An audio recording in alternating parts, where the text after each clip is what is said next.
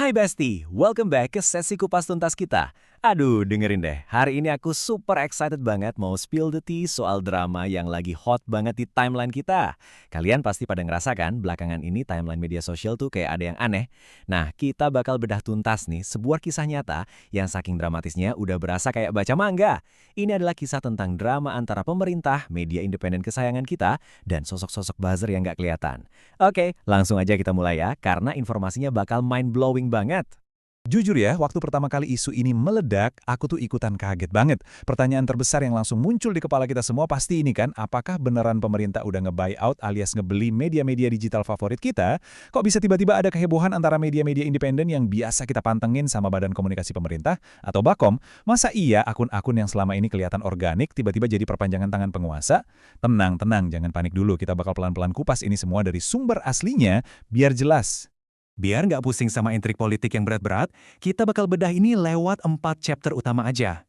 Mulai dari drama Bakom dan INM, bahaya soft capture, fakta soal buzzer, sampai gimana cara melindungi pikiran kritis kita. Oke, kita masuk ke chapter 1, drama kemitraan Bakom dan INMF. Jadi gini ceritanya, semua tuh heboh karena Kepala Badan Komunikasi Pemerintah tiba-tiba ngeklaim punya mitra baru, yaitu 40 media raksasa yang secara kolektif punya 100 juta followers.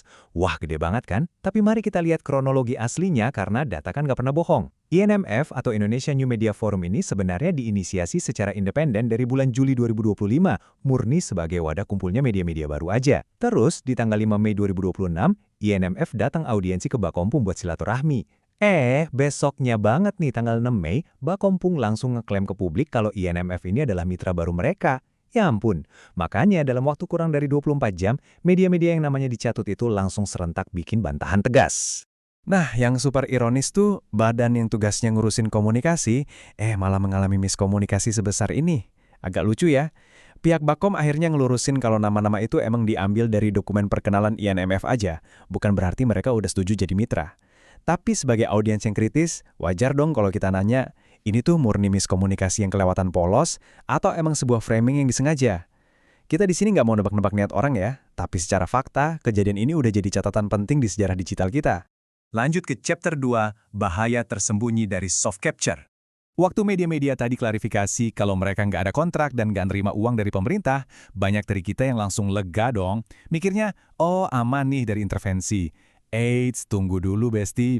Ketidakadaan kontrak formal ini justru ngebuka pintu buat bahaya lain yang namanya soft capture. Bayangin gini deh, gan gampang. Kamu punya satu temen, Besti banget lah, yang hobi banget neraktir kamu makan, ngasih kamu akses VIP, terus selalu ngerangkul kamu kemana-mana. Kamu nggak pernah tanda tangan kontrak apapun sama dia, kamu juga nggak pernah dibayar secara resmi.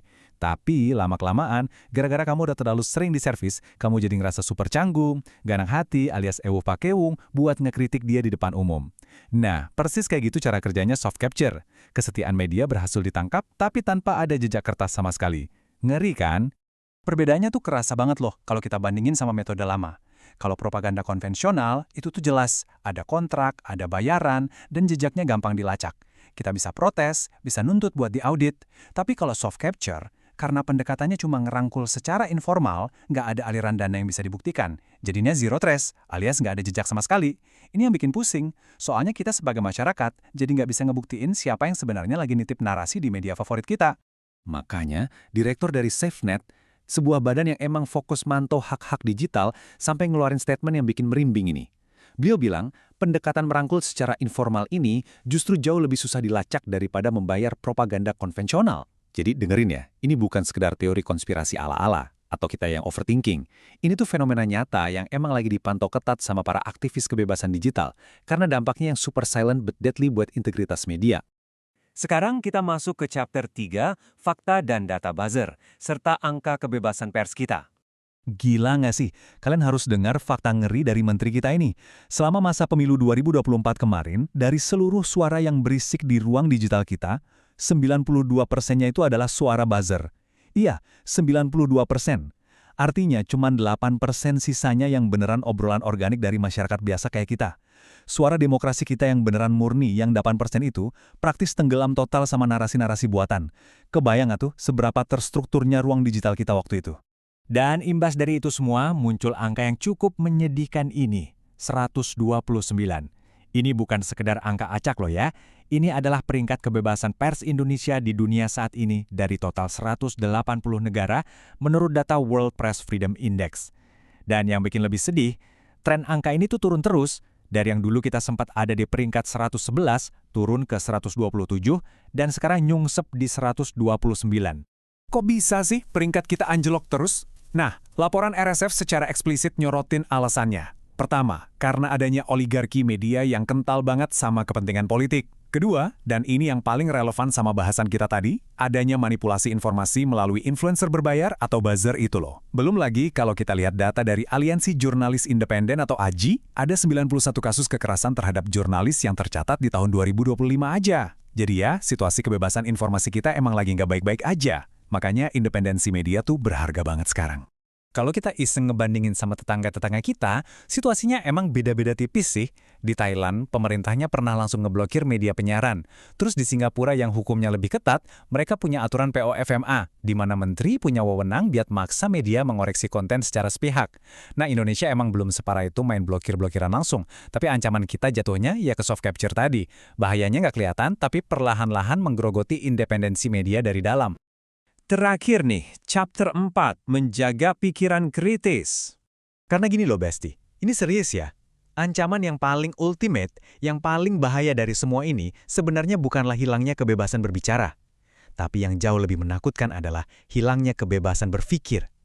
Coba bayangin, kalau tiap hari kita terus-terusan disodorin sama informasi dan opini yang udah disetting sedemikian rupa, pelan tapi pasti, pikiran kita bakal kebentuk ngikutin settingan itu. Kita jadi kehilangan kemampuan buat memproses opini kita sendiri. Aduh, jangan sampai ada kejadian di kita.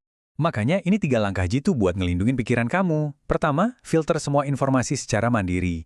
Jangan gampang telan mentah-mentah semua yang kamu baca. Kedua, cek konsistensi narasinya. Ini tuh masuk akal nggak sih sebenarnya? Ketiga, dan ini yang paling penting, coba evaluasi opini-opini yang kamu punya. Bahkan ya, aku seneng banget kalau kalian nonton sesi kupas tuntas kita hari ini sambil tetap punya filter kritis di kepala kalian. Tanyain aja ke diri kalian, penjelasan ini jujur nggak ya? Masuk akal nggak ya? Itu bagus banget loh. Karena itu tanda otak kalian bekerja secara mandiri. So, kita sampai di ujung cerita hari ini dengan sebuah pertanyaan ala cliffhanger di manga. Coba deh malam ini sebelum tidur, kalian tanya ke diri sendiri. Opini-opini yang ada di kepalamu saat ini, apakah itu murni hasil pemikiran kritismu sendiri dari proses A sampai Z, atau jangan-jangan itu cuma hasil sisipan narasi orang lain yang nggak kamu sadari? Wah, dalam banget kan? Gimana menurut kalian? Apakah ruang digital kita makin membaik, atau justru memburuk? Jangan lupa pakai terus pikiran kritis kalian ya. Sampai jumpa di sesi kupas tuntas kita selanjutnya. Bye-bye, Besti.